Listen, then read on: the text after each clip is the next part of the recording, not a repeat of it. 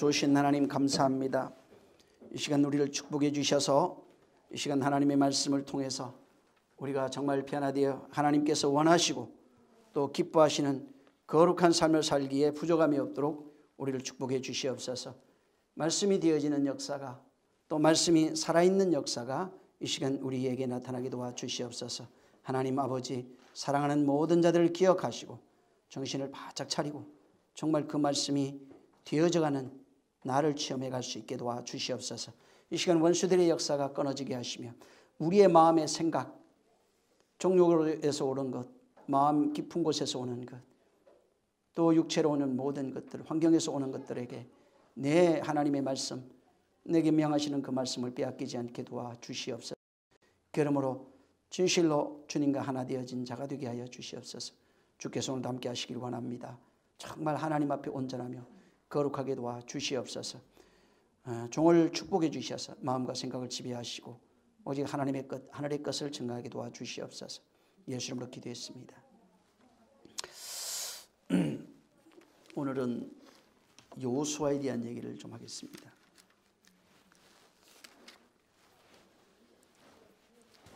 1절 한 절만 한번 읽겠습니다. 1장 1절 여호수아. 자, 시작. 여호와의 종 모세가 죽은 후에 여호와께서 모세의 시종 눈의 아들 여호수아에게 일러 가라사대.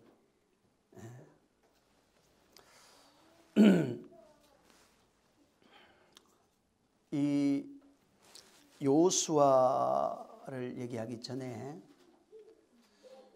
여러분이 성경에 대한 이야기를 기본적인 것, 최악 기본적인 것을 좀 알면은 여러분에게 많은 도움이 될 겁니다.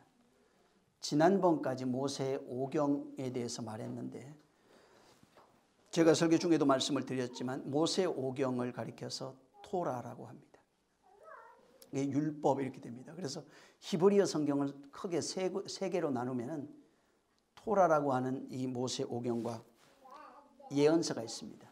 네이빔이라고 하는 건데 네이빔이라고 하는 예언서와 케투빔이라고 하는 성문서 이렇게 세 가지로 되어 있습니다.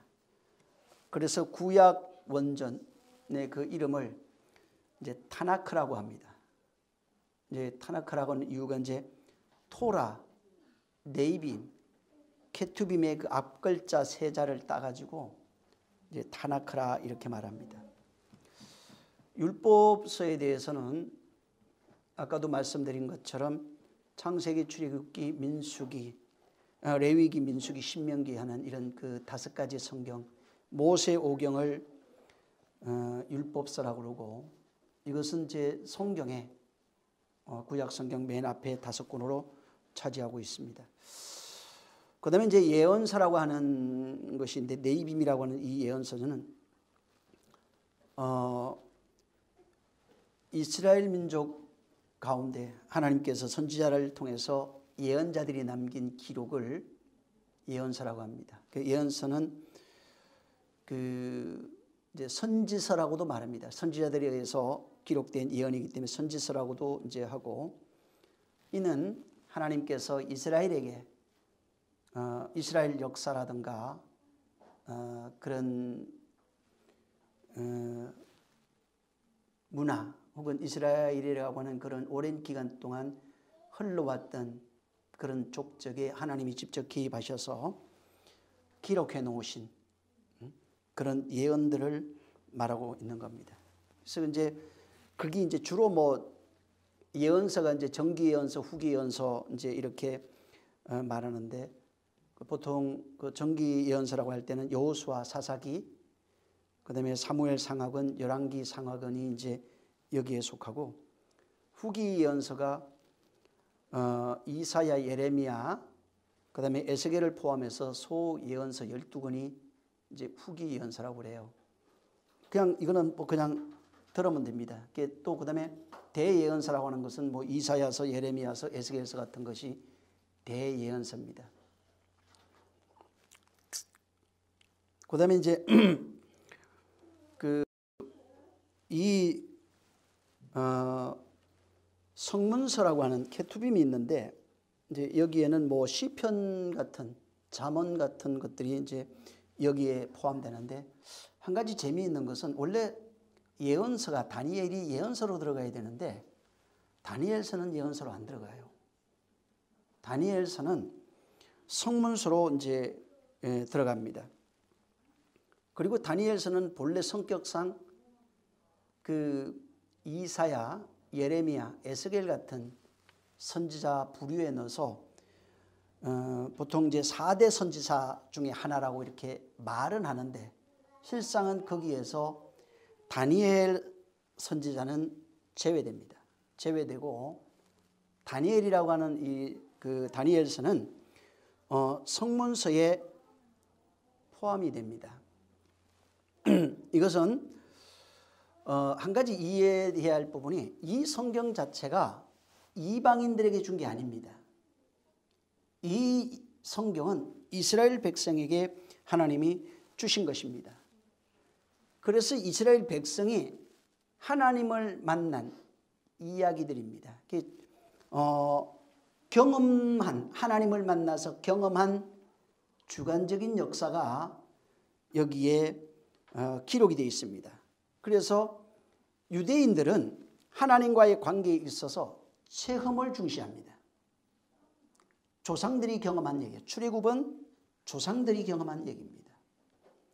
광야의 삶은 조상이 경험한 얘기예요. 가나안의 전투도 조상들이 경험한 구체적인 이야기를 기록하고 있고, 그 과정에서 하나님의 역사, 하나님의 개입을 바로 주관적으로 그렇게 기록해 놓은 것입니다. 근데 구약의 역사를 자기 조상들이 경험했던 이야기, 하나님이 간섭했던 바로 이 이야기를 시대가 다르고 많은 시간이 흐른 시점, 자기는 경험한 적이 없어요. 근데 자기는 경험한 적이 없지만은 3인칭 관점에서, 제3자의 관점에서 가급적이면은 객관적으로 보려고 합니다. 조상이 경험한 것이 분명하고, 그럼에도 자기는 경험한 적이 없어서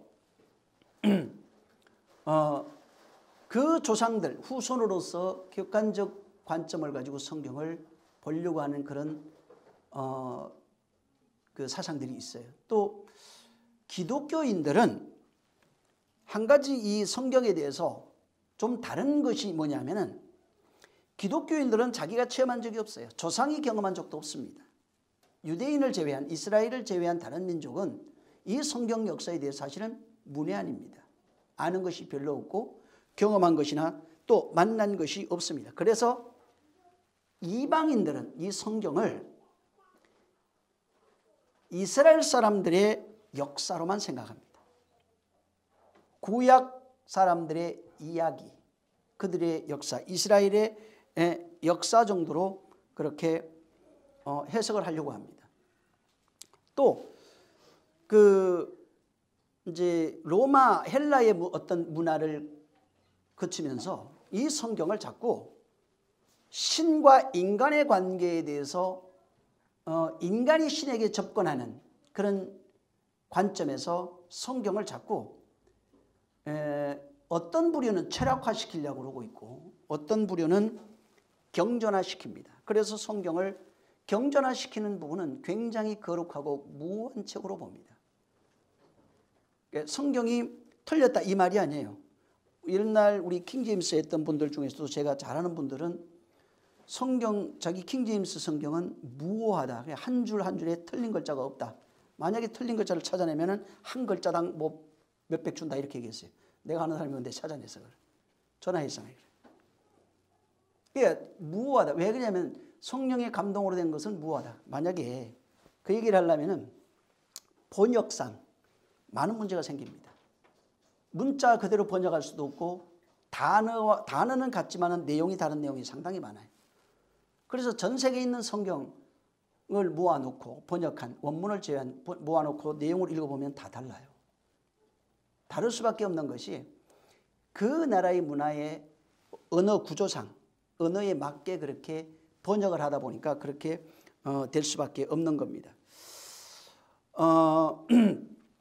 그래서 이 성경을 보면서 만약에 이 성경을 역사적으로 접근을 해도 역사적인 이야기니까 문제는 없으나 또 오류가 발생할 수 있고, 경전화시켜서 접근을 해도 뭐 그렇게 할 수도 있어요. 그럼 뭐 문제가 되지 않습니다. 그러나 또 번역상 오류가 있기 때문에 상당히 좀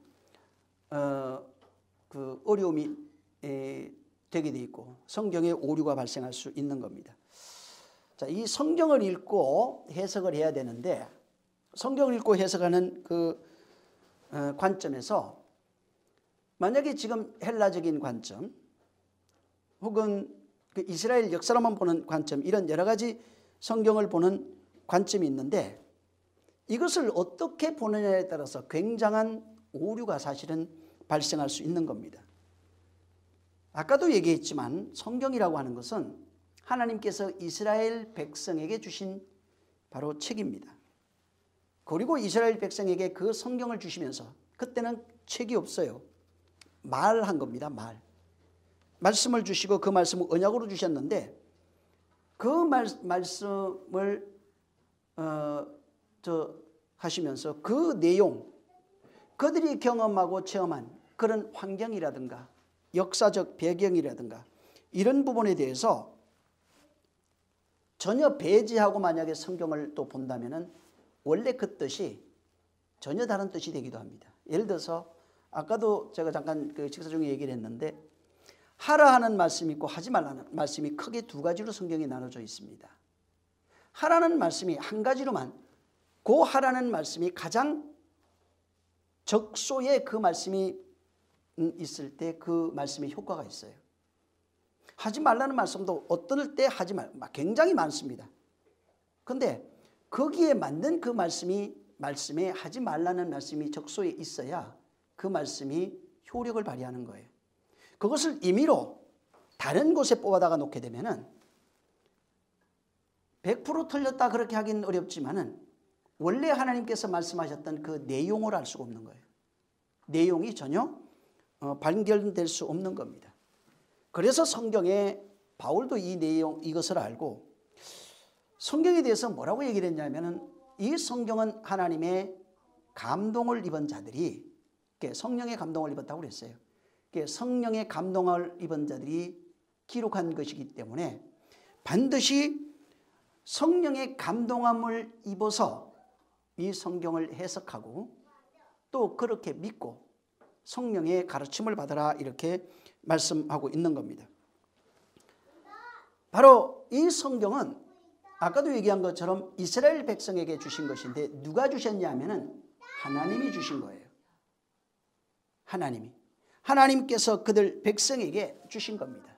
그리고 분명히 말한 것처럼 성경에 성령의 감동에 의해서 감동함을 받은 자들이 이것을 기록했다, 이렇게 말하고 있는 겁니다. 그래서 이 말씀을 주실 때 반드시 그 역사적 배경을, 만약에 역사적 배경을 경험한 사람이라면 더 확실하게 그 말씀을 깨달을 수 있을 겁니다. 또 그런 상황에 있던 상황에서 말씀을 주신 것과 같은 그런 체험이 있다면 굉장히 그 사람에게는 그 말씀이 체험이 되어지고 그것을 알게 될 겁니다. 예를 들어서 이스라엘이 전쟁이 있었어요. 전쟁 중에 하나님이 말씀이 임합니다. 그러면은 전쟁을 경험하지 못한 자는 그 똑같은 말씀을 가지고도 전쟁 중에서 말씀하신 그 말씀에 대한 진리를 발견하기 좀 어려워요. 굉장히 가난해서 피폐해 있는 사람에게 하나님이 말씀이 임합니다. 욥과 같은 사람, 예를 들면. 그러면 욥과 같은 사람에게 말씀이 임했을 때 그 욥이 처하고 있는 환경이라든가 생각이라든가 그 상황에서 하나님이 말씀하신 그를 좀 더 쉽게 접근할 수 있고 이해할 수 있습니다. 그런데 욥과 같은 체험이 없는 사람들은 말 그대로 주관적인 해석을 할 수밖에 없는 거예요. 그런 경험이 없어요. 가난을 경험해 본 적이 없고 또 전쟁을 경험해 본 적이 없고 또 고난을 경험해 본 적이 없는 사람이 예를 들어서 욥을 읽습니다. 욥을 읽었을 때 과연 이 사람이 욥기를 읽으면서 욥의 마음을 과연 알 수 있을까? 혹은 욥의 환경을 알지 못하는 자가 하나님께서 욥에게 하신 그 말씀의 내용, 진리를 발견할 수 있을까라고 하는 문제가 생기는 거예요. 예를 들어서 시편은 굉장히 참 굉장한 얘기입니다. 잠언 같은 경우에도 그렇죠. 근데 시편을 읽는 사람들이, 그 시편을 쓴 사람들의 그 상태, 하나님과의 만남 가운데 있었던 기쁨과 행복과 만족과 그런 감사함과 찬양이 없는 상태에서 이걸 읽고 있단 말이에요. 그럼 과연 이 그 사람이 쓴 그 글에 대한 내용을 이 사람들이 얼마나 경험하고 그것을 표현해낼 수 있고 그것을 해석해낼 수 있는가라고 하는 문제는 다른 문제라. 그러니까 실질적으로 그런 환경에 있었던 사람은 좀 더 쉽게 사랑이라고 하는 단어를 얘기해도 그 사랑을 경험한 사람은 사랑을 표현하기가 쉽고 얘기하기가 쉬워요. 그런데 한 번도 사랑을 경험해 본 적도 없고 사랑해 본 적이 없는 사람이 사랑이라고 하는 단어를 얘기하려면 단어적인 얘기밖에 할 수 없는 거예요. 문자적인 것으로 접근할 수밖에 없는 겁니다. 고난을 경험해 본 적이 없어요. 그런데 고난을 얘기를 해야 되는데 고난에 대한 단어적 그런 관념적인 이야기밖에 못 해주는 거예요. 고난이 뭔지 모르는 겁니다. 용서를 해본 적이 없는데 성경에 용서라는 얘기가 굉장히 많습니다. 그럼 용서 받아본 적이 없는 사람이 용서를 어떻게 설명을 할 수 있을까? 아마 용서에 대해서 개괄적인 얘기를 밖에 못하는 거예요. 사전적 의미만 얘기해 줄 수밖에 없는 겁니다. 우리가 예수 믿는 사람이고 또 그리스도인이라고 그럽니다. 또 성도라고도 말합니다. 그런데 예수 그리스도의 삶이 뭐냐면 율법으로 죽고 진리로 사는 분이에요.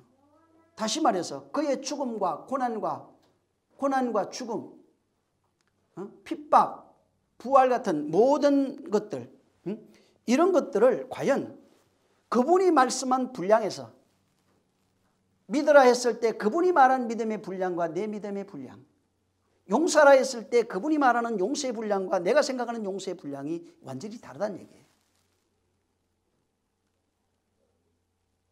그 용서를 알지 못하면 용서를 말해줄 수 없는 겁니다. 사랑을 만약에 말하려면 그분의 사랑, 주님의 사랑이 이런 겁니다 했을 때는 주님의 사랑을 내가 경험해야, 그리고 경험한 상태에 그것을 말해줄 수 있는 겁니다. 이스라엘 사람들은 조상들의 경험을 자기의 경험으로 합니다. 그리고 객관적으로 접근해서 나는 어떨 것인가, 나는 어떤 상태인가를 확인해 본단 말이에요. 성경에 있는 이야기, 굉장히 많은 이야기들이 있고 사건들이 굉장히 많이 있습니다. 하지만 이 사건이 그냥 내가 경험해 보지 못한 사건이라면 전부 다 옛날 이야기입니다. 남 얘기예요. 예수의 죽음과 부활을 얘기를 해도 예수의 죽음을 경험해야 된다고 말하고 있어요. 그러면 언제 경험합니까? 죽을 때? 육체 죽을 때?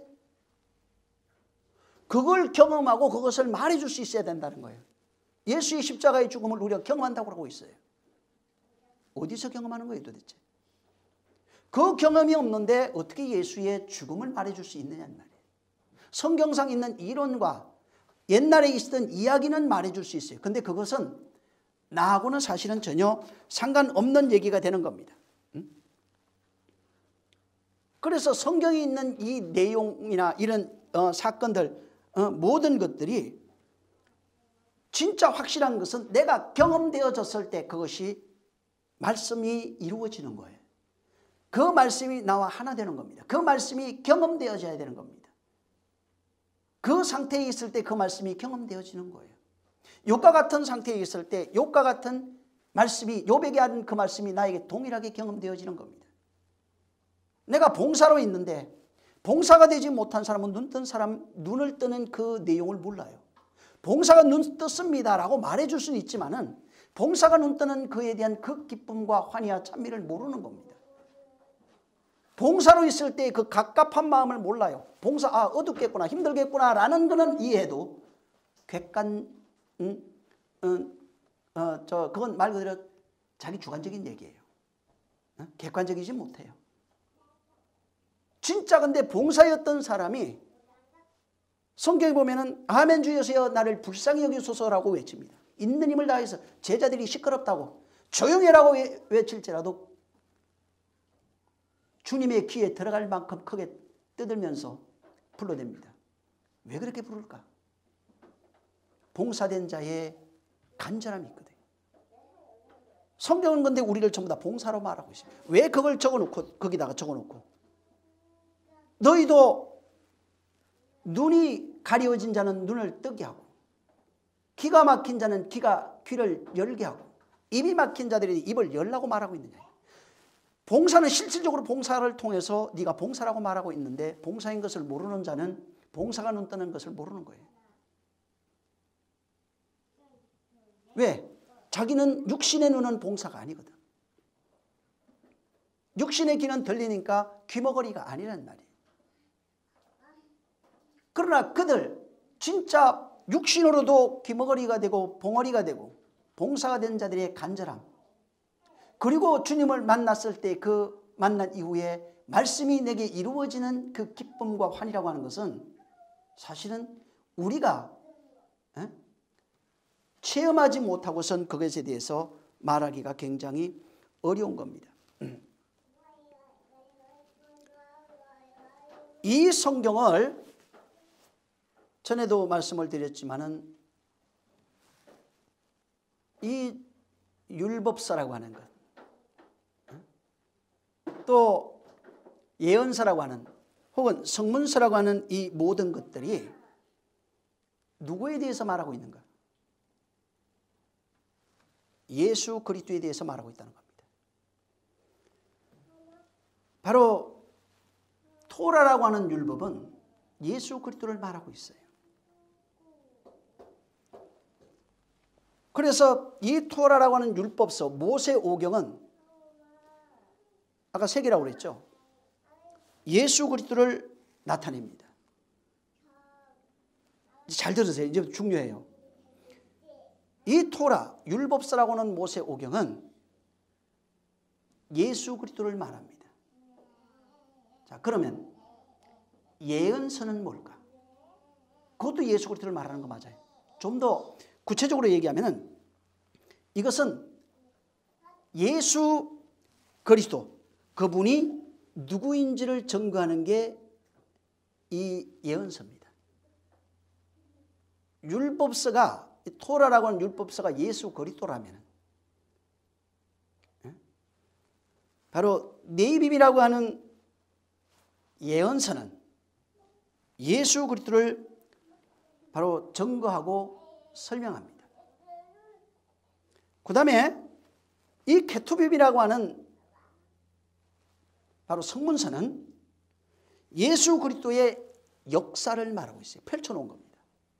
예수 그리스도의 역사를 설명하는 겁니다. 그래서 이 세 개를 펼쳐놓고 이 성경은 나에 대해서 말하고 있는데 좀 더 구체적으로 어떤 쪽에서 접근하느냐에 따라서 예수 그리스도를 펼쳐놓은 예수 그리스도의 역사를 먼저 보는 사람이 있고, 그 다음에 바로 어떤 사람은 그분이 누구인지를 예언서를 통해서 먼저 발견하는 사람도 있고, 또 어떤 사람은 토라라고 하는 것을 통해서 바로 이 율법서를 통해서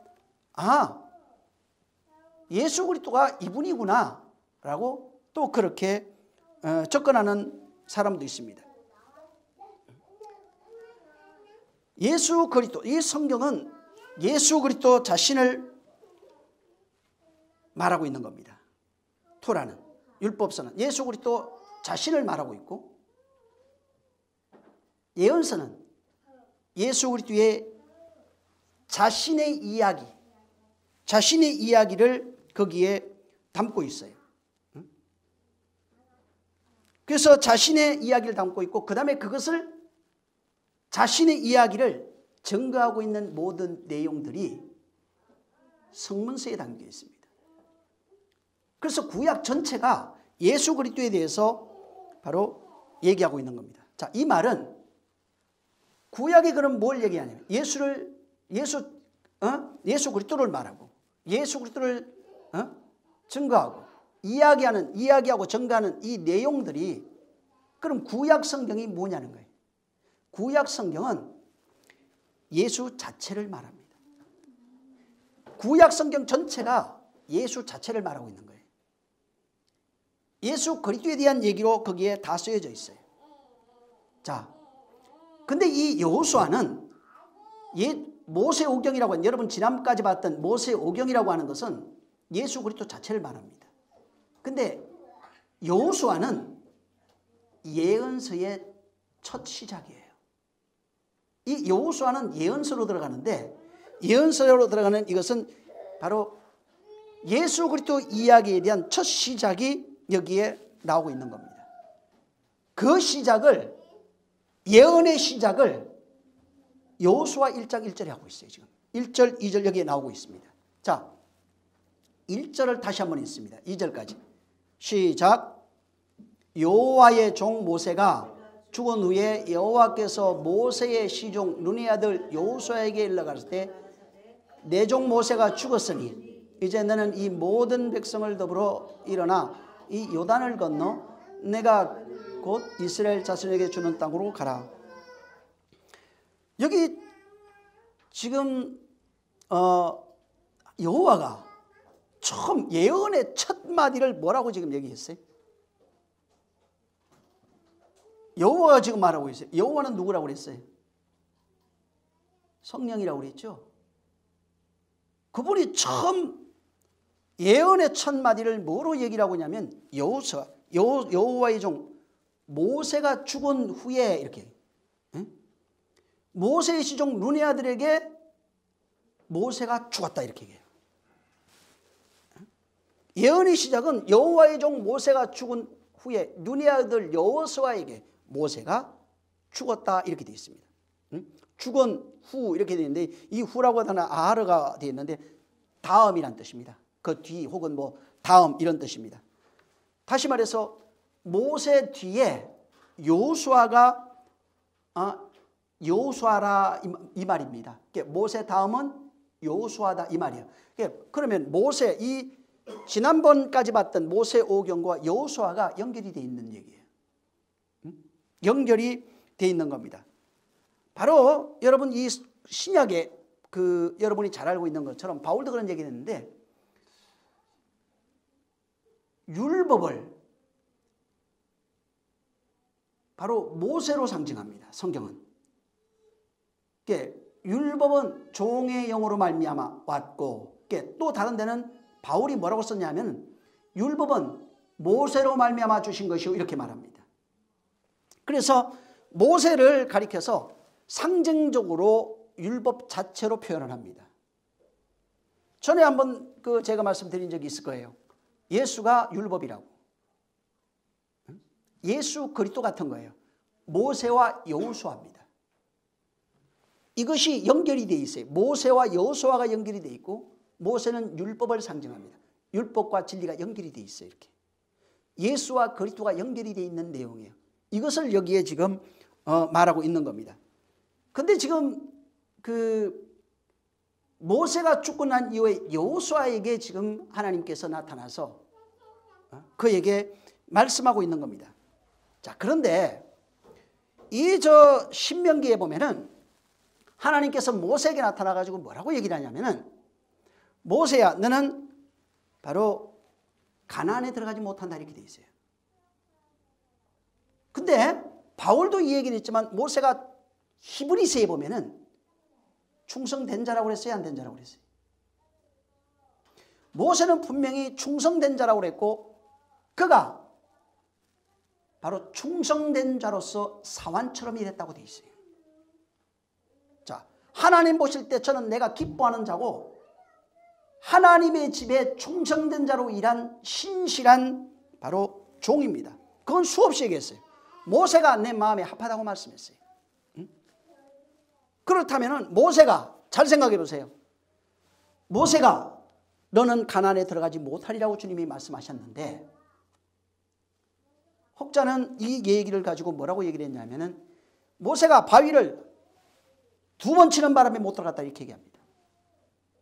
물론 그 실수도 있어요. 근데 문제는 그 내용을 보시고 그 하나 때문에 못 들어갈까? 생각을 해보세요. 분명히 근데 바울도 얘기했어요. 모세는 충성된 사환이에요. 하나님의 집에 충성된 일꾼이에요. 모세 저는 내 마음에 합한 자예요. 응? 모세를 율법으로 상징한다고 여러 군데 말하고 있어요. 그럼 다른 의미가 있지 않느냐 이 말이에요. 응? 모세는 충성된 일꾼이고 사환이고 마음이 합한 자고, 모세는 율법 자체를 의미한다. 성경이 전부 다 예수 그리스도 얘기하고 있는 거예요. 예수 그리스도를 놓고 성경에 2개로 나오는 모든 내용이 예수 그리스도를 향해서 가고 있어요. 전부 다 모세와 여호수아 전부 다 이런 식이에요. 이 모든 것들이 그렇게 다 연결이 되어 있는 겁니다. 빛과 어둠, 낮과 밤 전부 다 이런 식으로 그쪽으로 연결이 다 되어 있는 겁니다. 여러분 저 신명기 한 군데 보겠습니다. 4장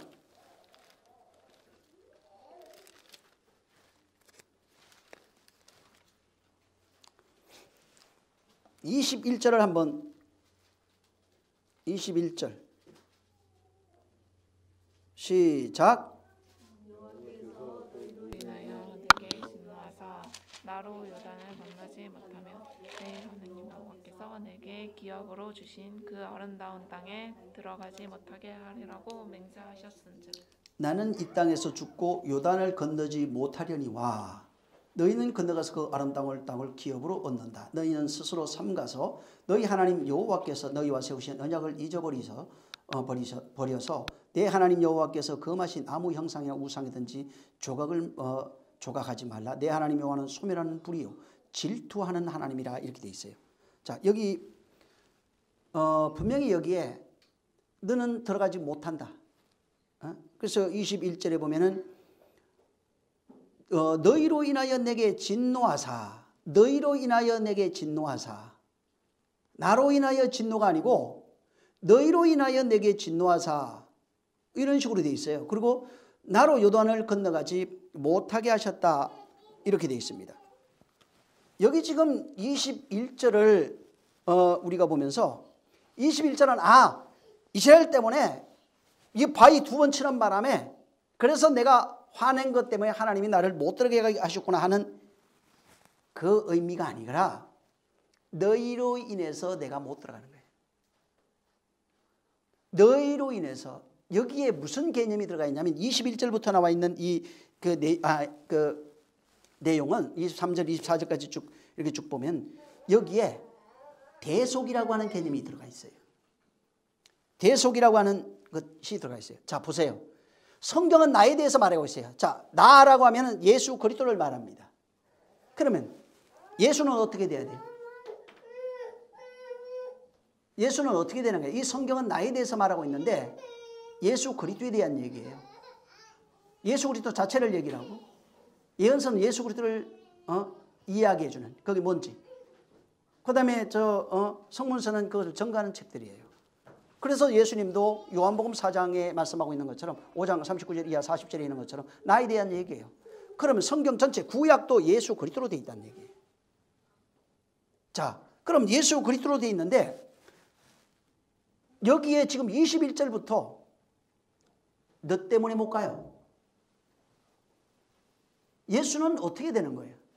예수의 삶을 보면 예수는 이 땅에 오셔서 빛 대신 이가 빛으로 오셔서 말씀이 육신되어 오셨다며, 그가 바로 여기에서 우리의 죄를 짊어지고 죽는 거예요. 그럼 모세의 삶은 뭘 얘기를 하고 있는 거예요? 예수의 죽음까지를 얘기를 하고 있는 거예요. 그럼 모세를 통해서 하나님이 가르쳐 주고 싶은 얘기가 뭐예요? 예수의 죽음까지다. 예수의 죽음까지 말해주고 싶은 거예요. 천성은 어떻게 들어가는 거예요? 그분은 하늘에 부활로 들어가는 겁니다.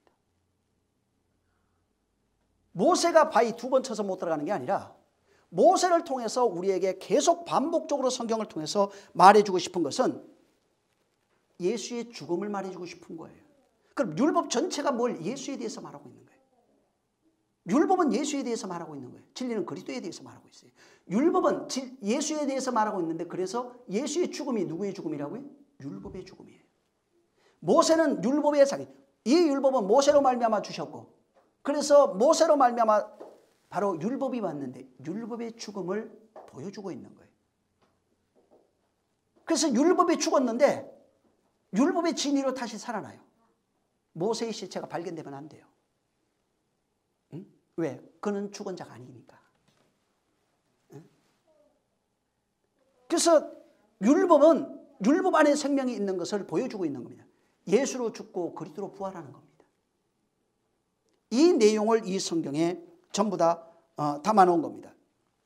그래서 그가 율법으로 죽는 것, 다시 말해서 모세가 모세를 통해서 오신 율법인데 모세의 죽음은 예수의 죽음을 상징하는 겁니다. 예수의 죽음은 우리에게 의가 되는 겁니다. 그리고 그 의는 믿는 자들에게 공로로 주어져서 그것이 믿는 자들에게 진리가 되고 진리된 그 믿는 자, 진리가 된 믿는 자는 그 진리로 자유해지는 거예요. 은혜와 진리로. 그래서 요한복음 1장에 은혜와 진리를 말해주는 거예요. 둘 중에 하나만 없어도 안 돼요. 은혜가 필요하고 진리가 있어야 돼요. 응? 예수 그리스도 한 번만 빠져도 안 돼요. 근데 어떤 데는 오늘날 일반 교회는 예수에 대해서는 엄청나게 얘기합니다. 예수를 수여해요. 예수 믿죠. 예수에 대한 것이 갈망이 굉장합니다. 근데 어느 곳에는 예수가 아예 없어요. 그리스도만 있어요. 둘 다 망해요. 그러면 반드시 예수의 은혜와 그리스도의 진리가 있는 겁니다. 모세가 바로 여기 아까 저 신명기에 본 것처럼 너희 때문에 죽는 겁니다. 예수는 누구 때문에 죽어요? 너희 죄 때문에. 그 내용을 담고 있어요. 예수는 우리의 죄를 인하여 바로 죽는 겁니다. 모세는 누구의 죄? 이스라엘 죄로 인하여 죽는 거예요. 신명기 다시 한번 보세요. 4장 21절.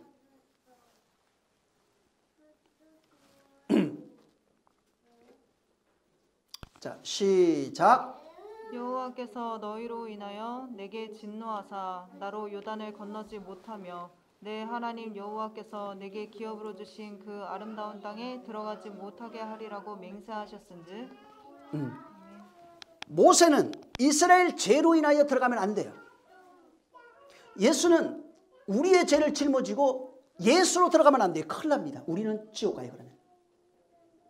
그래서 예수는 우리의 죄를 짊어지면 죽어야 되는 겁니다. 모세는 이스라엘 죄를 짊어지면 죽어야 되는 거예요. 그래서 못 들어간 거예요. 그래서 여기 분명히 그걸 적어놨어요. 대속이에요. 대속을 말해주는데 자꾸 사람들은 모세가 왜 못 들어간 줄 아십니까? 바위 2번 쳤습니다. 그 2번 문제가 아니에요. 너희 죄, 그걸 가르쳐줘요. 너희 죄, 우리의 죄로 인하여 예수께서 죽는 겁니다. 예수께서 우리의 죄로 죽는 것이 하나님의 의예요. 하나님의 의가 만족돼야 되는 겁니다. 다시 말해서 이스라엘 죄로 모세가 죽는 것이 하나님의 의라 이 말이에요. 이것은 예수 그리스도에 대한 얘기를 모형으로 풀어놓은 겁니다. 그런데 모세는 인생과 역사 속에서 자기가 이걸 경험한 거예요. 체험한 거예요. 진짜 있었던 바로 이야기라는 것입니다. 여기 지금 21절에 아름다운 땅에 들어가지 못하게 하리라고 맹세하였은즉 이렇게 돼 있어요. 근데 이 저 맹세하였은즉 이게 보면은 그 단어가 샤바입니다. 이 단어가 샤바라고 하는 단어가 안식이라는 뜻이에요. 안식인데 이 안식이라고 하는 그 샤바트라고 하는 단어와 관련이 있습니다. 안식이라고 하는 샤바트하고는 단어가 관계가 있는데 이 바로 샤바가 샤바트에서 왔는데 이 샤바는 안식하려면 뭐가 필요해요? 언약이 필요한 거예요. 말씀이 필요한 거예요. 그래서 거기에 보면은 언약이 오는데 언약이 왔을 때 뭘로 와요? 만나로도 오고 물도 왔어요. 그래서 배부르다, 또 맹세하다, 먹이다. 이 샤바트가 샤바가 그런 뜻입니다. 배불러요. 언약이 오면은 내가 배불러요. 그걸 하나님이 언약으로 먹여주는 거예요. 언약으로 그들에게 배부르게 하는 것입니다. 그래서 이것이 바로 나를 배부르게 하고 내가 그 언약을 가졌을 때 하나님이 하시는 그 샤바라고 하는 그것을 샤바가 샤바트가 되면, 다시 말해서 언약이 내 안에 들어왔을 때 안식이 되는 것입니다. 그것을 언약이 샤바가 내 안에 들어와서 이루어졌을 때 만족이 되는 겁니다. 그러니까 반드시 그것이 그 말씀이 내 안에 들어와서 내가 먹어야 되는 거예요. 먹은 상태, 배부른 상태를 안식이라고 말해요. 먹고 배부르고 또 그것이 맹세되어져 있는 상태를 바로 배부르다 이렇게 표현한 것입니다. 여기 21절에 지금 다시 보면은 나로 요단을 건너가지 못하게 하며 내 하나님 여호와께서 내게 주신 기업으로 주신 그 아름다운 땅에 들어가지 못하게 하리라 맹세하였은즉, 여기 보면 여호와께서 진노했다는 것입니다. 진노하는 바람에 나로 진노하사 너희 때문에 나로 진노하사 내가 요단 강을 건너 그 땅에 들어가지 못하게 함으로 그가 못하게 하면 내 하나님 여호와께서 기업으로 주신 그 아름다운 땅에 들어가지 못하게 하리라 맹세했다. 이제 이렇게 나옵니다.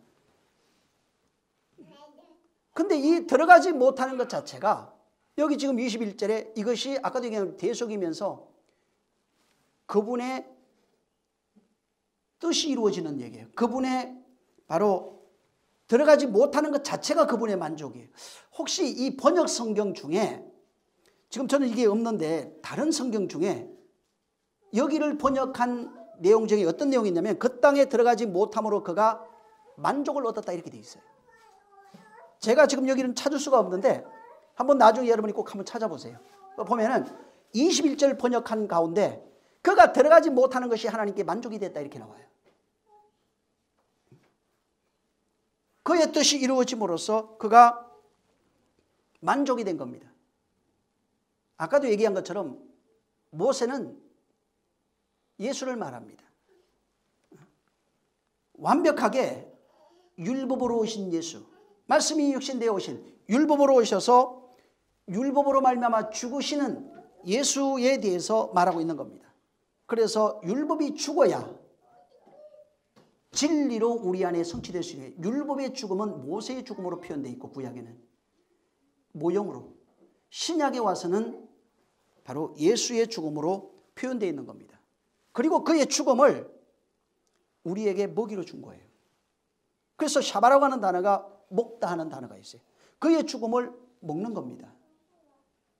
이것을 은혜로 표현해놨고 그의 죽음을 내가 먹었을 때, 그의 죽음을 내가 먹었을 때 그리스도로 살아가는 삶을 표현해놨는데 여호수아에서는 모형으로서 어떻게 되냐면 모세가 죽은 후에 분명히 죽은 후에 눈의 아들 여호수아에게 나타나서 그에게 여호수아에게 어떻게 가나안에 들어갈 것인가에 대해서 바로 말씀하고 있는 거예요. 그러니까 여호와가 모세가 죽고 나니까 다시 여호수아에게 나타나서 여호와가 여호수아에게 나타나서 그를 끌고 가나안으로 인도하는 내용이 바로 여기에 기록되어 있는 겁니다.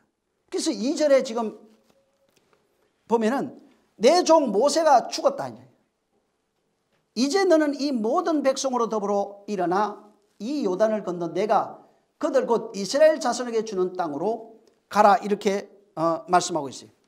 그 다음에 가서 쭉 여기 읽어보세요. 나중에 8절 한번 읽어보세요.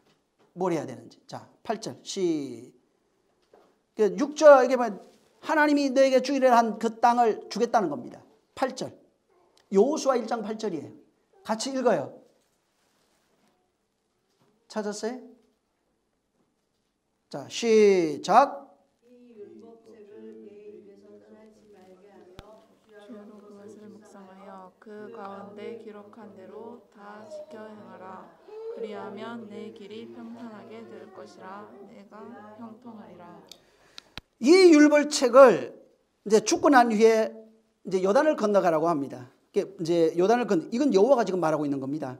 그리고 쭉쭉 얘기하다가 뭐 모세에게 약속한 땅 너에게 주겠다. 건너가라 뭐 얘기를 합니다. 그리고 내가 너와 함께하면 뭐 강대한 민족이 되겠다. 이제 8절에 가서 율법책을 내 입에서 떠나게 하지 말며 묵상하며 이것을 다 지켜 행하라. 그리하면 내 길이 평탄하고 형통하게 될 것이다. 이렇게 말합니다. 근데 문제는 2절에 여기 2절의 내용을 쭉 읽어보면 내 종 모세가 죽었으니 이렇게 말해요. 자, 무슨 얘기냐면은 마치 하나님께서 모세가 죽기를 기다린 것 같은 내용이에요. 모세가 죽기를 기다리고 난 이후에 기다렸다가 모세가 딱 죽으니까 얼른 여호수아를 찾아와 가지고 여호수아에게 말씀하고 있는 겁니다. 이 내용으로 보면은 모세가 죽고 나니까 얼른 여호수아를 찾아와 가지고 야 다음에 이제 이거 해야 돼 하는 이 얘기를 하고 있는 겁니다. 모세가 죽기 전에 얘기를 해주는 게 아니고 이거는 모세가 죽고 난 이후에 찾아오셔서 자 이렇게 가나안에 들어가려면 이렇게 해야 돼. 들어가서 이런 식으로 이러한 삶을 살아야 된다고 말하는 겁니다. 그래서 모세에게 약속했던 그 가나안 땅을 너희는 이제 건너라. 죽고 나니까 건너라 그래요. 안 죽었을 때 건너라는 얘기를 안 한단 말이에요. 죽고 나니까 요단강을 건너가라. 건너서 어디로 가느냐? 약속의 땅으로 가라. 응? 모세를 통하여 너희에게 말해줬던 그 약속의 땅을 향해서 너희가 가라는 것입니다. 이 두 가지는 바로 약속의 땅에 들어가는 것. 내가 너에게 약속했던 그 땅, 요단을 건너서 약속의 땅에 들어가는 이 두 가지는 반드시 그 전에 선제되어 있는 과제가 이루어져야만 할 수 있는 얘기예요. 이것을 말하시려고 하나님도 길이 참으시다가 모세가 딱 죽으니까 말씀하시는 거예요. 이 두 가지는 모세의 죽음을 통해서만 말씀하시는 거예요. 모세가 죽어야 비로소 요단을 건너가는 겁니다. 우리 가끔 그래요. 죽은 사람 요단강 건너갔다고 그러죠. 그 얘기가 아니에요. 그러니까 죽고 나서 들어가는 걸 말하는 게 아니고 지금 들어가는 겁니다. 산 자들이 건너가요. 육체로 살아있는 자들이 예수가 죽고 나면은 육체가 살아있는 자들이 요단을 건너가고 요단을 건너서 약속의 땅으로 바로 가게 되는 것입니다. 그래서 요단을 건너기 위해서는 반드시 모세가 죽는 죽음을 하나님도 기다리신 거예요. 마찬가지로 예수의 죽는 죽음이 없으면은 요단 건너라는 말씀이 없어요. 가나안 땅을 약속하신 땅으로 가라는 바로 그 약속이 없는 겁니다. 자, 그렇다면은 지금 여기에서 가나안 땅과 요단으로 설명되어 있는 이 실존하는 땅이에요. 애굽도 실존하고 있고 지금도 있죠. 홍해도 지금도 있습니다. 또 요단도 지금 그대로 있고 광야도 그대로 있고 요단도 있고 가나안 땅이라고 하는 지금 현재 이스라엘 일부 차지한 전체는 아니죠. 지금 차지했던 그 땅이 있어요. 만약에 하나님의 약속대로 이 땅이 진짜 하나님이 주시려고 했던 다른 의도가 없고 오직 이것이 결론이라면 처음에 하나님이 약속했던 그 땅들 요단 이편 지금 요르단이라고 하는 그 땅도 주셔야 돼요. 근데 요르단 땅은 요르단이에요. 이스라엘이 아니에요. 지금. 또 하나님이 약속했던 땅 중에 팔레스티나 레바논이라든가 요르단 이런 사람들이 많이 지배하고 있어요. 그러면 이것을 통해서 하나님이 우리에게 말씀해 주고 싶은 것이 뭐냐는 거예요. 진짜 물리적인 장소를 주고 싶었던가? 물리적인 장소를 줘서 거기에 땅을 기업으로 받길 원하셨냐 하는 것입니다. 지금 여호와의 언약이 뭐냐면 모세를 통해서 하나님께서 받은 백성이 있고 하나님은 모세를 통해서 그 백성에게 아브라함과 이삭과 야곱에게 했던 그 백성에게 약속하신 땅이 있어요. 그런데 성경을 잘 보면은 하나님께서 땅이라고 얘기하고 있는 그 땅들을 가나안을 말하고 있지만은 가나안이 아니에요. 무슨 얘기냐면은 하나님께서 애굽에서 내 백성을 불러내서 광야에 두시고 그들을 다시 가나안으로 이끌어 갑니다. 그러면 하나님이 지금 이 가나안이라고 현재 있는 물리적인 땅이죠. 지금 이 땅을 약속하시면서 이것으로 끝내려고 하셨는가? 그럼 가나안이라고 하는 땅은 뭐냐? 이 말이에요. 여기에 약속이 있다는 얘기예요. 광야에도 약속이 있어요. 애굽과 홍해와 광야와 요단강, 가나안이라고 하는 것은 전부 다 약속이 있는 거예요. 그러면 하나님이 받으셨던 하나님이 그들에게 약속하신 가나안 땅이 너희 소유가 된다고 그랬어요. 가나안은 뭐예요? 이스라엘 백성이 가나안 땅이에요. 물리적인 땅이 아니고.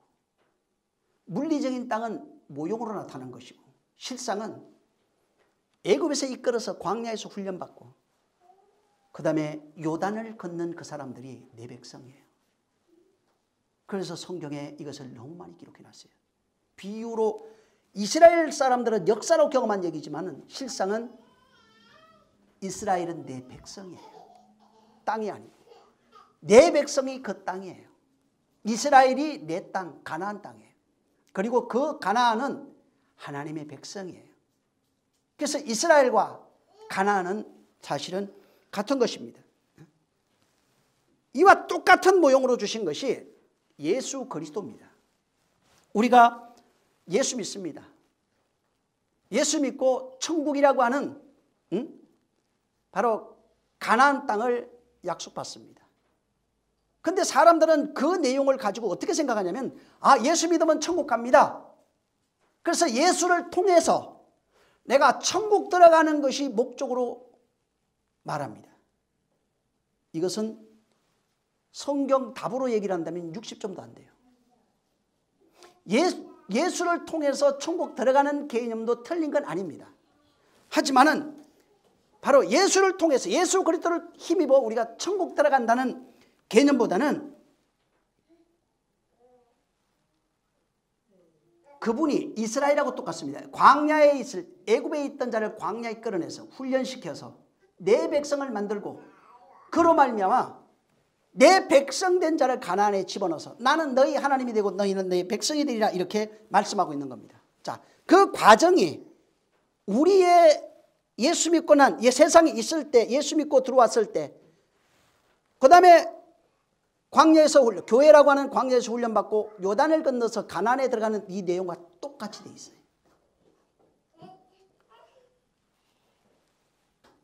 우리가 예수 잘 믿고 천국 들어가는 개념보다는 세상에 있던 자를 불러서 거기서 그분이 말씀으로 나를 점령하는 이야기입니다. 다시 말하면 예수 믿는 자를 그가 말씀으로 나를 정복해서 당신의 땅을 만들고 있어요. 그것을 예수님은 천국으로 표현을 했는데 천국이 여기 있다 저기 있다는 것이 아니라 너희 안에 있느니라 이렇게 되어 있는 겁니다. 그래서 광야에 하나님의 말씀이 율법이 임해서 전부 다 율법으로 그들을 그 안에 혼에 들어가서 그 혼을 초토화시켜버려요. 초토화 안 된 사람은 육체가 다 죽었어요. 하나님의 말씀이 진격해 들어와서 혼을 바꿔버렸어요. 교회라고 하는 삶은 그와 똑같은 겁니다. 하나님의 말씀이 진격해 들어와서 땅을 바꾸는 겁니다. 그 땅이 백성이에요. 혼이 땅이에요. 그 땅을 다 파괴시켜버려서 하나님의 땅으로 다 갈아엎어버려요. 하나님의 땅을 만드는 겁니다. 지금 예수 믿는 자들에게 하나님의 말씀이 들어와서 그 땅을 만들어내요. 하나님의 전쟁, 여호와의 전쟁이라고 하는 것. 하나님의 말씀이 내 안에 침공해 들어와서 당신의 땅으로 점령해가는 그 과정이 여호와의 전쟁이에요. 여호와의 전쟁이라는 단어 자체도 그 문맥상 여호와가 일으킨 전쟁이에요. 여호와가 침공해 들어와서 당신의 땅이 아닌 땅을 점령해서 자기 땅 만들어버리는 걸 여호와의 전쟁이라고 그러는 거예요.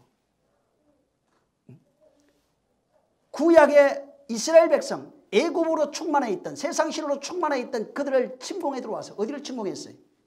혼입니다. 거기를 파괴시키고 당신의 땅을 만듭니다. 그리고 당신의 땅이 된 것을 뭐라고 선언하냐면 가나안이라 이렇게 말합니다. 그걸 삶을 육체로 체험할 수 있도록 모형으로서 그것을 바로 보여준 것입니다. 다시 말하면 애굽 땅인 나를 가나안 땅 만드는 얘기가 출애굽에서 가나안 얘기예요. 애굽인 나. 그래서 성경에 애굽과 네가 똑같이 나와요. 우리가 똑같이 나와요. 애굽의 모습이 예수 믿기 전의 모습이에요. 너희도 전에 세상에 속하였고 세상 신에게 세상 마귀에게 속하여 그에게 문화와 풍습을 쫓는 자들이라. 애굽이에요. 바울은 그것을 계속 풀어서 얘기해 준 거예요. 다시. 그래서 가나안이라고 하는 것은 하나님의 말씀에 점령되어 버린 땅을 말합니다. 하나님 말씀에 점령되어져서 하나님이 거할 수 있는, 하나님이 왕 되신 땅, 하나님이 주인 되어 있는 땅, 하나님이 정복해서 다스리고 있는 땅이 바로 가나안 땅입니다. 그러려면은 아까도 얘기한 것처럼 모세가 광야에서 죽어야 돼요. 예수가 율법으로 죽어야 돼요. 내가 그리스도와 함께 율법인 나, 정욕으로 살아가는 나가 십자가에 못 박혀 죽는 겁니다. 내가 율법으로 죽으면, 예수가 율법으로 죽으면, 모세가 율법으로 죽으면 여호와가 와서 여호수아에게 바로 내가 너와 함께 할 것이다. 이제부터 여호수아의 약속이 바로 신명기까지 이룬 사람들에게 나타나기 시작해요. 그래서 여호수아의 약속은 반드시 광야에서 그의 말씀으로 모세와 같이 죽은 자들이 이제는 성령으로 말미암아 성령의 인도받아서 하나 둘 점령되어지는 것을 말합니다. 먼저는 예수가 죽는 거예요. 모세가 죽는 겁니다. 이제는 전쟁하면서 내가 죽어야 돼요. 진짜는 이제는 내가 죽어야 돼요. 바로 광야에서 예수가 어떻게 살아가고 어떻게 죽는지에 대한 얘기가 자세하게 나와 있어요. 그가 죽지 아니하면 가나안에 못 들어갑니다. 또 그로 죽지 않으면 못 들어가는 겁니다. 예수가 죽고 여호와가 성령이 내 안에 들어오셔서 예수의 공로 힘입은 자, 그 다음에 진리로 말이에요. 그 말씀으로 우리를 양육하고 가르치고 인도하고 당신의 땅으로 만들어가고 있는 거예요. 그래서 성령의 음성을 못 들으면은 절대로 그분의 땅이 될 수가 없어요. 이스라엘이 못 됩니다. 구약엔 이스라엘이라고 그랬고 신약에 와서는 아들들 이렇게 얘기했어요. 당신의 바로 아들이 될 수 없는 거예요. 그 약속이 내 안에서 이루어지는 겁니다. 그 약속이 내 안에서 이루어진 땅이 샤바트 안식이에요. 약속이 안 이루어진 것은 여전히 율법 아래 있는 겁니다. 그래서 광야에 나왔어도 그 율법을 받았음에도 불구하고 거기서 죽는 겁니다. 단 모세는 예수를 상징하는 것뿐이에요. 우리가 젖과 꿀이 흐르는 땅이라고 되어 있는데 가나안을 가리켜서 젖과 꿀이 흐르는 땅이라 이렇게 되어 있어요. 무슨 얘기예요? 안식되어진 땅 말합니다. 안식이 되어진 땅, 하늘 양식을 먹고 있는 그 땅, 약속이 이루어진 땅을 말하고 있는 거예요. 임의로 만들어진 그런 땅이 아니라 안식의 땅이 샤바트예요.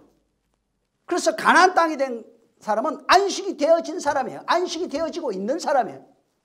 말씀으로 안식이 되어지고 있는 사람, 성령으로 인도받고 있는 사람, 성령에 의해서 양육을 받고 있는 사람, 성령의 가르침을 받고 있는 사람이에요.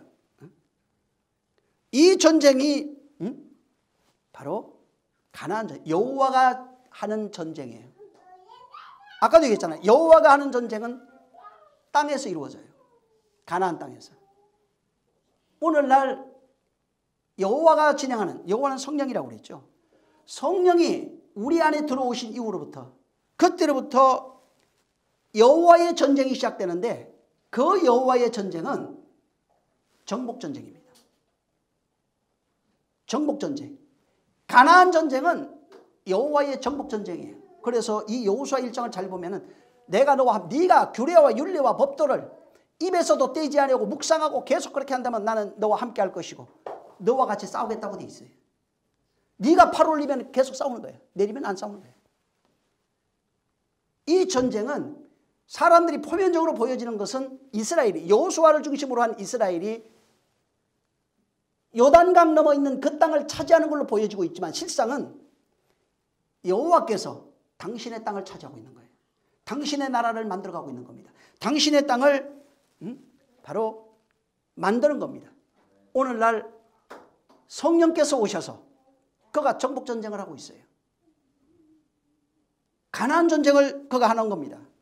뭘로 하느냐? 성령이 진리로 하고 있어요. 그리스도의 진리로 우리의 마음을 정복해 나가고 있어요. 성령의 진리로 우리를 공격해서 지금 전쟁이, 그래서 성령이 오시면 전쟁이 일어나요. 가정에서부터 예수님이 얘기했잖아요. 가정에서부터 전쟁이 일어난다고.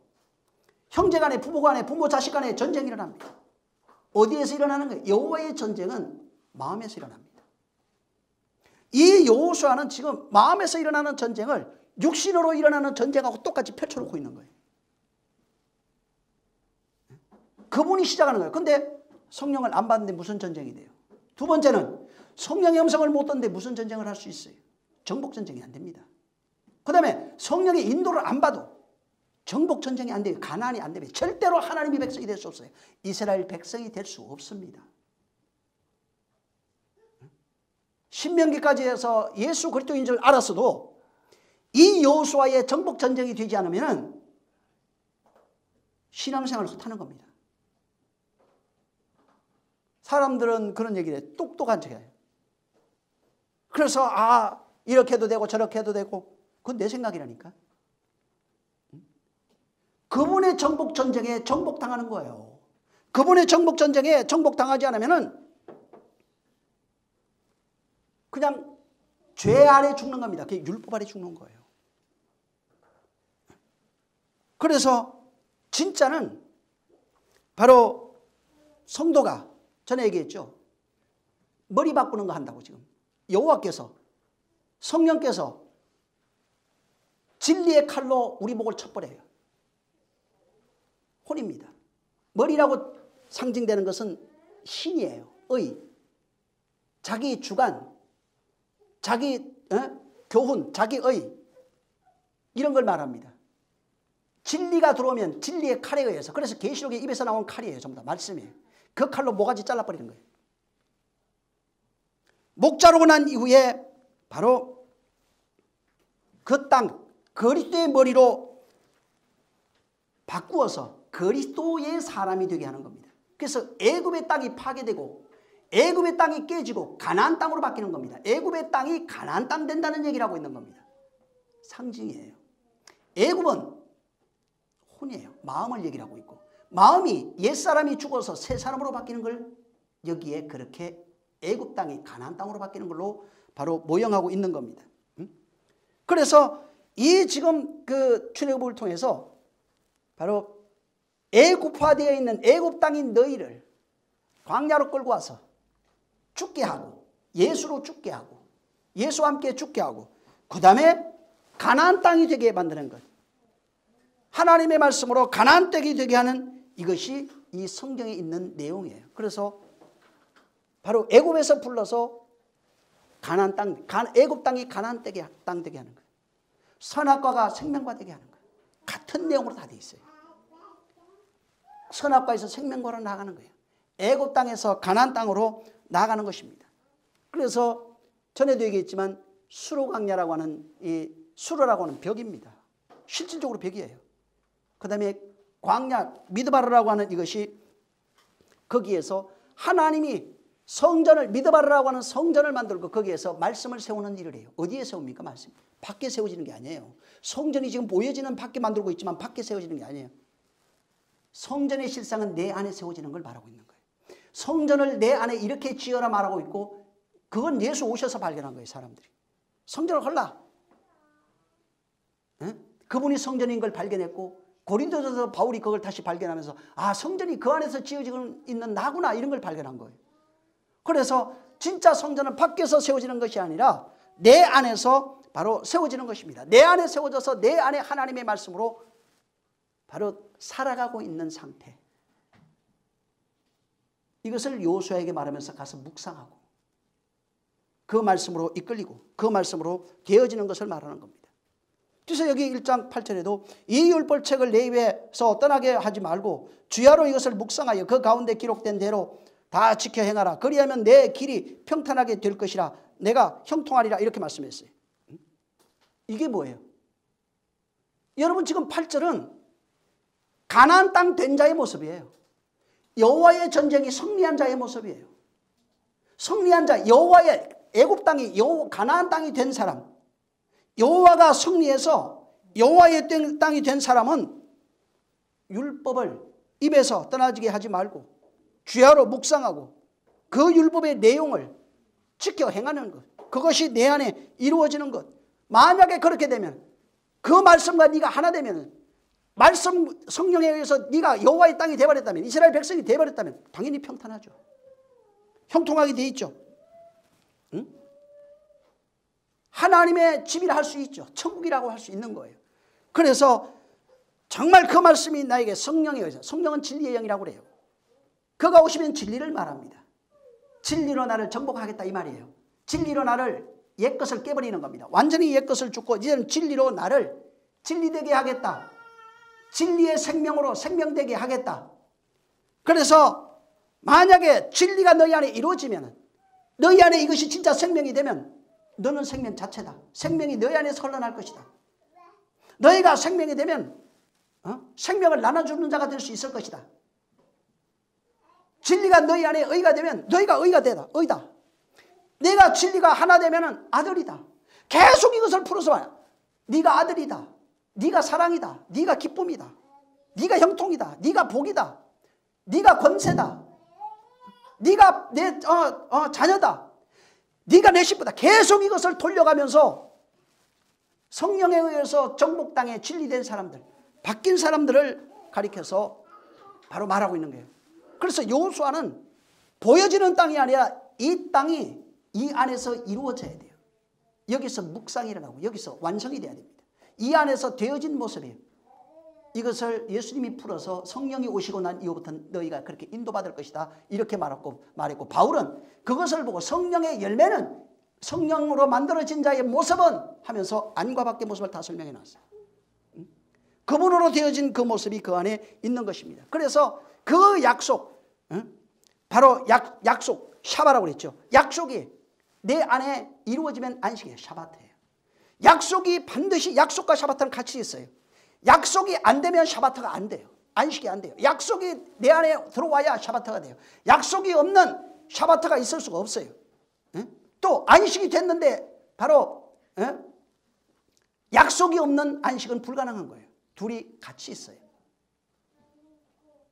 성령에 의해서 이루어진 자들만 바로 같이 있는 거예요. 그래서 그 약속이 다시 말해 성령이 찾아오셔서, 그가 죽고 난 이후에 모형이에요. 여기 1절 2절에 똑같아요. 예수님이 십자가에 달려 죽고 부활했어요. 그리고 부활하러 하니까 사도행전 1장에도 아직까지는 안 와요. 다만 미리 예언만 해놨어요. 성령이 오실 것이다. 오시면 내 증인 될 것이다. 죽기를 기다려. 내가 죽고 아버지를 만난 이후에 요한복음 14장에 16장에 되어 있지만 바로 아버지가 약속한 성령을 보내주겠다는 거예요. 여기에 이게 다 있어요 지금. 응? 내가 죽고 아버지께로 가면은 그때 성령이 온다는 거예요. 지금 여기 여호수아는 그 내용을 여기 담아놓고 성령이 오셔서 여호수아에게 이제부터 가나안의 삶을 얘기하고 있는 거예요.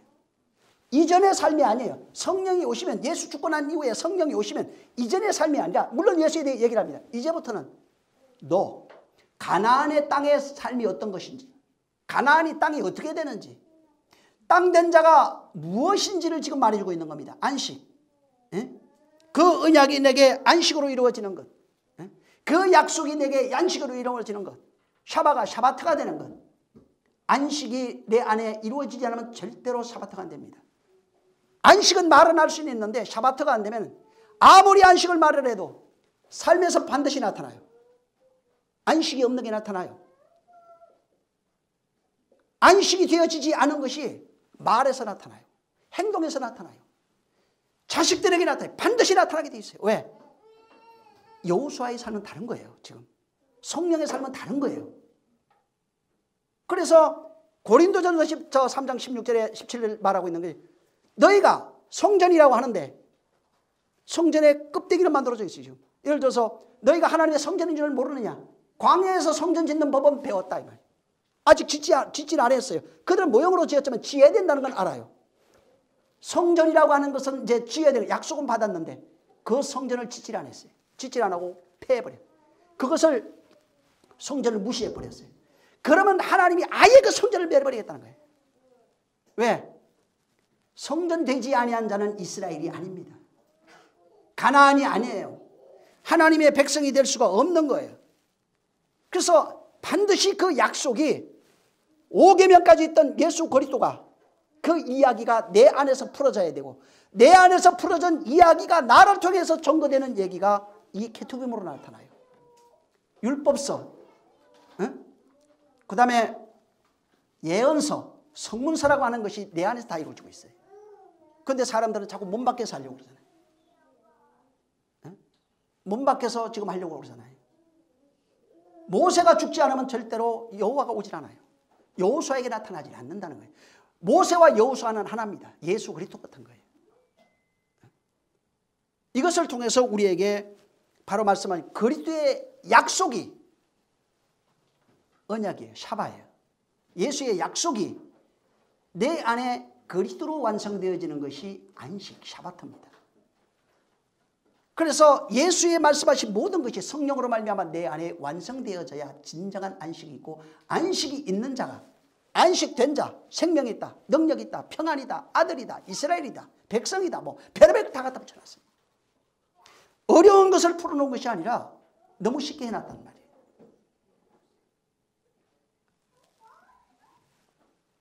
정말 안식이 되시기를 예수로 축원합니다.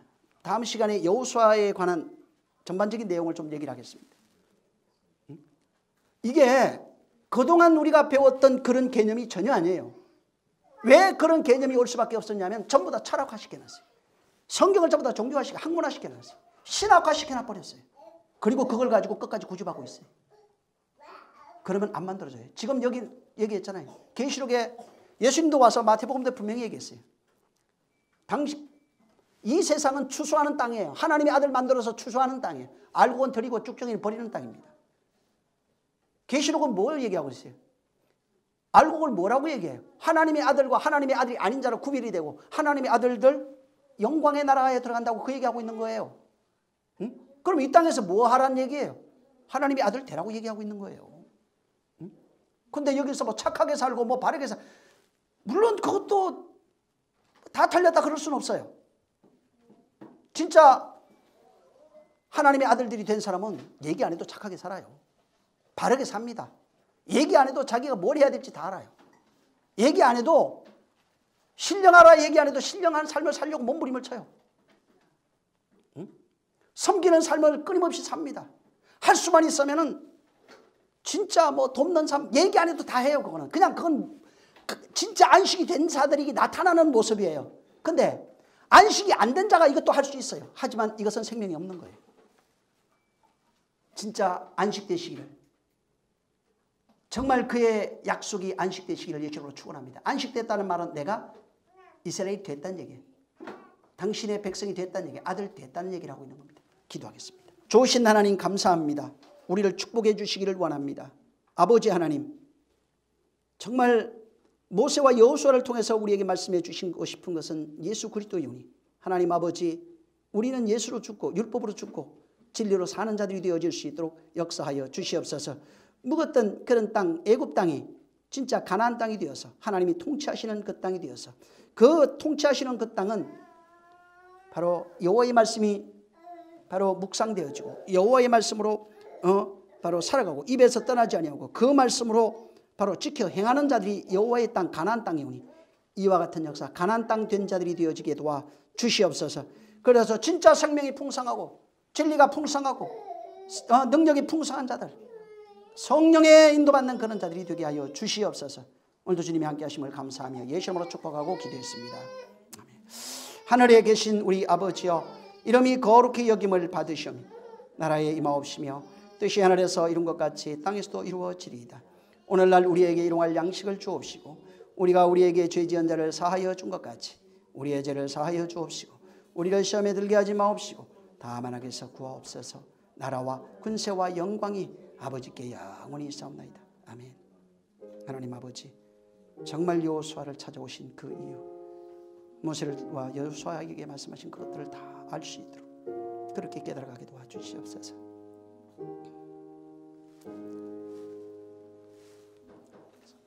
자, 우리 모든 영광 하나님께 드리겠습니다. 수고 많이 하셨습니다.